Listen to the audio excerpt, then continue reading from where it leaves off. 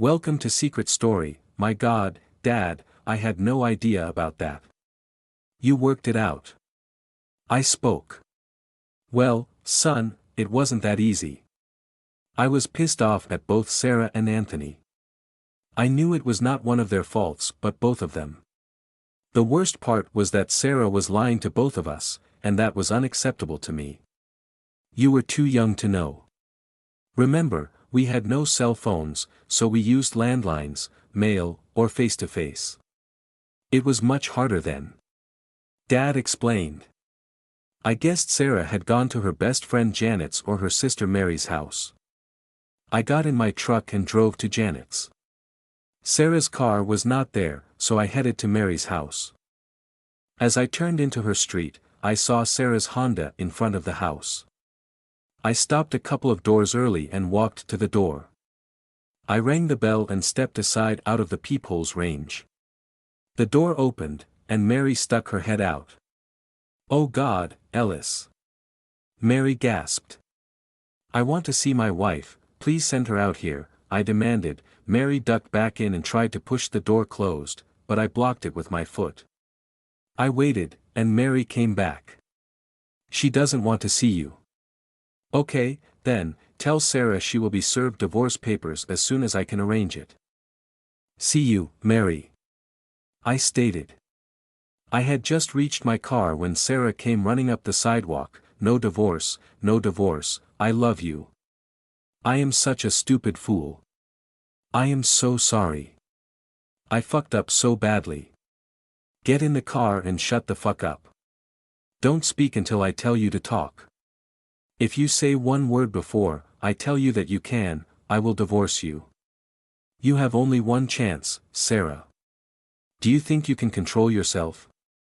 If not, get the fuck out, and I will divorce you and send you off to your lover." "Oh God, yes," she whispered, looking down with tears rolling off her cheeks. "Sarah, I am serious. There are no second chances," I said, my voice boiling with anger. We drove through town. I looked over at Sarah, who was fidgeting in her seat. She could see where we were heading, and she didn't like it. We turned into a condo complex and drove down the drive until we came to Unit 346. I stopped the car and looked over at Sarah. "You know where we are. You were just here earlier today, fucking your boyfriend. We are going to go in and have a little talk with Anthony. You will not speak one word until I tell you to talk. Then and only then can you speak. Say one word before that time, and I will leave you here with your lover and divorce you. So, you had better bite your fucking tongue, or you will be a single woman in a couple of months. Do you understand?" Sarah nodded. "No speaking," I stated. "Yes, but..." She tried to say something. "Quiet. Let's go," I said, opening my door. We stepped out of the truck. I reached behind and took out the new shotgun I bought you, Ellis. I unboxed it and loaded 2 shells of salt shot. I held the gun down my leg and led Sarah to the front door. "Sarah, you knock and speak to him. Do not warn him, or I will divorce you. Sarah, you do realize how serious this is. You have cheated on your family, and now you both will pay the price. I hope fucking him is worth all the suffering you both will endure." "Probably not." Sarah rang the bell. Anthony opened the door. I was standing beside her out of view. "Why didn't you use your..." But he stopped as the barrel of the shotgun came into view, pointing at his face. He froze. I moved behind Sarah as Anthony stepped back. I pushed Sarah into the house, and she and Anthony stumbled further into the living room. "Sit," I commanded. They both sat on the sofa, one at each end. I dragged an armchair in front of them and sat. I laid the shotgun across my thighs and stared at them. We sat like that for an uncomfortable few minutes. I let the magnitude of the situation sink into them. They had cheated on me and were caught. It was an OHFUCK moment. I finally spoke as they both fidgeted on the sofa and jumped at my words. Okay, cheaters, I hope I haven't disturbed any plans you have to get together again soon. Well, I surely have because, after today, neither of you will ever have a reason to see or talk to each other again. But before we go there, I need to ask a few questions. I don't want any bullshit answers. Only the truth. Do you both understand? They looked at each other and nodded yes. I know that before today, you worked together, and that is how you started your little affair 3 or so months ago. I deduced this because that is when I began to see the change in you, Sarah. They were all small initially, so they didn't send out any alarms. But when you love someone, you know all about them, and even the most subtlety, changes like your attitude or simple actions toward me changed. You didn't and decided to cheat on your FA. Sarah fidgeted and wanted to say something but knew I would dump her if she did. Anthony was too terrified to say anything, knowing I might just shoot him for fun. So, when Anthony was, did you love it more? You can speak to answer this question. Sarah looked horrified at what I had said. God no, Ellis, it was not like that at all. I love you, and that always makes our love special. I don't love him, though I think Anthony has fallen in love with me. I held up my hand, stopping her. Quiet. Sarah's eyes faded, and she looked down. Anthony, so are you in love with my wife? Do you want her as your wife if I give her to you? I asked. Sarah started squirming, wanting to speak again, but she didn't. Ellis, I do love Sarah. Yes, she is your wife, and I was her pursuer. All of this is my doing. I put the hard press on Sarah for over a month before we finally had lunch. That took over 2 months. My opportunity came when we attended that training conference a month ago. I was not supposed to go, but I traded with another teacher who didn't want to attend. Sarah had no idea I would be there, so when I showed up, Sarah felt pressured and wouldn't even talk to me. She even sat across the room from me, and after we were done the first day, she left and would not speak to me. I had a brilliant idea. I ordered room service to be delivered to her room. I paid the waiter to let me deliver it. And when she answered the door, I swooped in with the food. We left that evening and came home. As Sarah listened to Anthony, she began to sob. Her face was in her hands. She would not look at me. Her whole body was shaking, and her breathing was harsh. I was worried she might faint. Wow, you did the full press and got what you wanted. I hope you are happy, Anthony. So, Anthony, how should I deal with you for what you have done? You do know there is a price you will pay. Anthony, what should it be? I asked. Sarah looked at me, then Anthony. Then Anthony looked at her, then at me. He swallowed hard. I saw his hands shaking. He was genuinely terrified. Sarah raised her hand, wanting to talk. Speak. I barked. Ellis, you can't hurt Anthony. It was not completely his fault. I had to participate, or the affair would never have happened. I never wanted it, and yes, he pushed me hard until I gave in, and then I couldn't stop it. Please do not hurt him. Sarah begged. My God, Sarah, you think I am the type of man that would hurt your lover out of anger and jealousy? I thought you knew me better than that. I would never inflict physical pain unless he attacked me. No, no, I have much worse plans for the two of you. I started with a slight smile. My words seemed to provide some relief for both of them. It is a shame, too. We were so much in love, but I am unsure now. I stated. Sarah looked at me with shock on her face. She dropped her face in her hands, sobbing again. So, kiddies. Me being the kind and gentle man that I am going to sit here and watch you two fuck one last time before I separate you forever. After today, you will never see or speak to each other again. So, this is your one last chance to share a special moment with me as your single spectator. I said, smiling at them. Sarah bolted up and looked down at me and screamed, "Divorce me if you must, but I will not stoop so low as to in front of you. Do what you must." Wow, I hit a nerve with Sarah. Anthony sat staring at me like I was fucking crazy. But he wisely said nothing.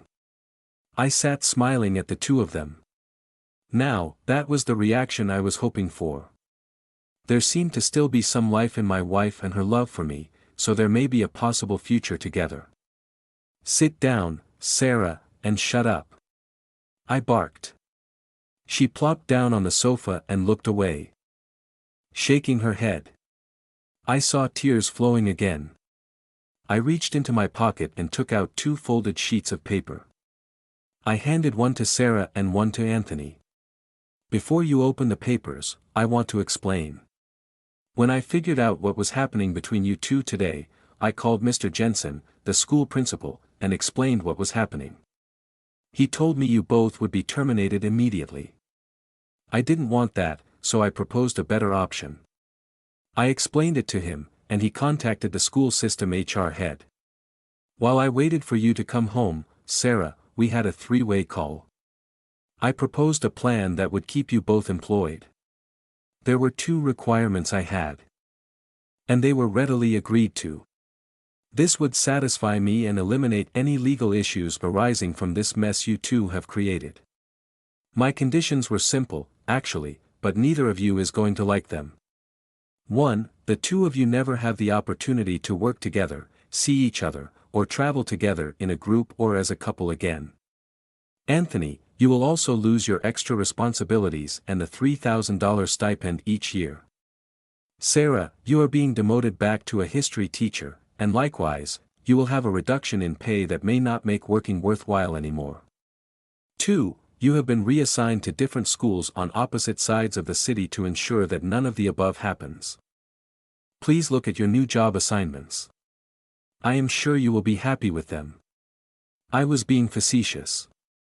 I knew they would hate their new schools and jobs. They were in the 2 worst schools in the district. The students are primarily of mixed race and have language issues. The disciplinary issues in these schools were at the highest in the system. They both looked at me and each other. What could they say? It was done. There are additional stipulations that I am imposing on each of you. 1. Anthony, you will pay $250 of Sarah's. You will be asked to give me a firm account of how many times each was used. This money is not for me, it will be put away to pay for our son's college education. It will be an okay gesture on your part for trying to steal his mother from him. 2. Sarah, likewise, you will donate a like amount for each. That calculation you and I will figure out later. Some other punishments and restrictions will be imposed if we do stay together. We will discuss those once that decision is made. 3. The 2 of you will record a video confession of your affair that I will keep in my safety deposit box to ensure that you never see, speak, text, email, or have any communication after today. 4. Is a wild card condition. Suppose I find out that either of you violate any of these provisions or complain about your new job assignments.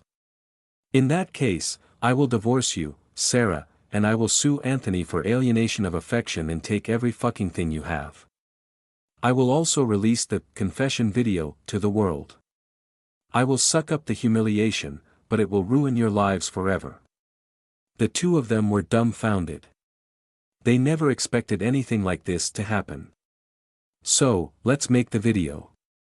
Move together and look like you, at least like each other. Each of you reads what is on the paper I just put on the table. Look into the camera and smile as you say the words. They each nervously recited their confession, totally humiliating themselves in the process. Once I was satisfied with the video, I made the offer again. Once again, I am offering you one last fuck. If not, Sarah and I will be going. My attorney will be in contact with a legal document spelling out all the details that you will need to sign and deliver a check for your donation to Ellis's college fund. It is so generous of you. They said nothing. I asked with a big smile. Sarah stood, her eyes ablaze at me. She didn't even look at Anthony and walked out the door. Count carefully. Sarah will be giving me her count as well. He looked at me. He was angry. He wanted to kill me and probably himself. He thought for a few minutes, then looked at me. I was surprised at the number. A total of $15,750. That is quite a donation to Ellis's college fund. I stood up and stepped in front of Anthony. His face was full of fear. Anthony's eyes filled with tears, and he began to shake. I looked him in the eyes. Do you understand my meaning, Anthony? You are a slimy snail. And if I shoot you, you will be crawling on your belly from now on. He nodded his head. He was sweating bullets. Goodbye, Anthony. Have a good life, grow up to be a real man, meet a good woman, get married, and protect her from slimeballs like you. Always be faithful to her and be happy. This day will be a distant memory that improved your life. Finally, take your punishment and move on. I walked to the door, watching him as I left. Our drive home was silent, not a whimper. When we entered the house, Sarah ran to our bedroom and closed and locked the door. I went to my office. I had some thinking to do. I needed to make the most significant decision of my life. Stay married to Sarah or divorce her. Texas is an infidelity state so that she can be arrested for that as a crime. I could divorce her and most likely get full custody of Ellis, with Sarah having visitation rights. I knocked on the bedroom door. Sarah, open the door and come out here. We have to finish this now. I heard her walk to the door and unlock it. The door swung open. Sarah had changed into a robe. She looked at me, no longer mad but now with a pleading look on her face. She was deathly afraid of what was coming next. I led her to the den and gave her a glass of wine. I released Sarah from her quiet punishment. You can speak now. Sarah agreed it was accurate. She had counted up 28 times. I accepted that number. I made them all worth $1,000 for a $28,000 donation, along with her matching donation of $15,750. Her total was $43,750. That was about all the money she had saved since returning to work. Ellis, at least something good had come out of her cheating affair. Your college fund had a great start, reaching $58,500 in their fucking fines. I could see the stress on Sarah's face. I decided I needed to ease her pain a little. Sarah, I love you more than anything, but not quite enough just to let your cheating betrayal go without punishment. I am not divorcing you today, but I reserve the right to file at any moment you are sliding that way again. You have shown me that you are not to be trusted, so you have a lot of work to do to earn my trust again. Until then, I will trace your iPhone and receive a copy of all texts, emails, and phone calls. A GPS tracker will also be installed so I will always know where you are. I will be able to see what you see. I am dead serious about you ever seeing, talking to, or even being in the same room with Anthony. The best thing you could do is resign your position and find something else to do or be a mom and raise your boy. You will always treat Ellis and me respectfully when we are out with friends, family, or just us. You will never discuss this affair with anyone, not girlfriends, your sister, or anyone else. I handed her the list of punishment conditions and said, read this. These are all deal breakers. Everything I have told you is listed, and you must read, accept, and sign the agreement. I sat back and let her read it. Her eyes filled with tears as she read and signed the agreement. Sarah, come here, I said. She looked at me, wiped her eyes, and came to me. I pulled her down into my lap and held her. She began to sob, "Oh God, Ellis, I love you so much. I am so sorry for being so weak and giving myself to him. I will make it up to you daily for the rest of my life. Sarah, Anthony's name will never be uttered by either of us again. Understand?" I spoke. Now, let's get you tested so we can get on with our life together, I said. I called the health department and found a lab where she could get an STD test. Sarah was tested, and we waited. Sarah decided to resign from her teaching position and be a mother. Her STD test was clear when we got it back 2 weeks later. That was the first day of our new life together. Son, I reclaimed your mother that night, she has been mine and yours ever since. But I fear this is a similar position you might find yourself in now, so remember what I told you. You need to be the man here. You must take control and end this mess right now. Divorce is not what you want to do if you love Sarah. My God, Dad, I had no idea. You told me too much. Thank you for bearing your soul with me. Ellis, I am sorry to say it, but I believe history has repeated itself with Millie. I sense how Millie is acting, she has something she needs to tell you but doesn't know how. She is scared it will destroy your marriage. I hope Sarah has told her the same story or part of it to encourage Millie to tell you the truth and get it out in the open so you two can deal with it. I was shaking with concern. Dad left me there as I stared up at the stars. What to do now?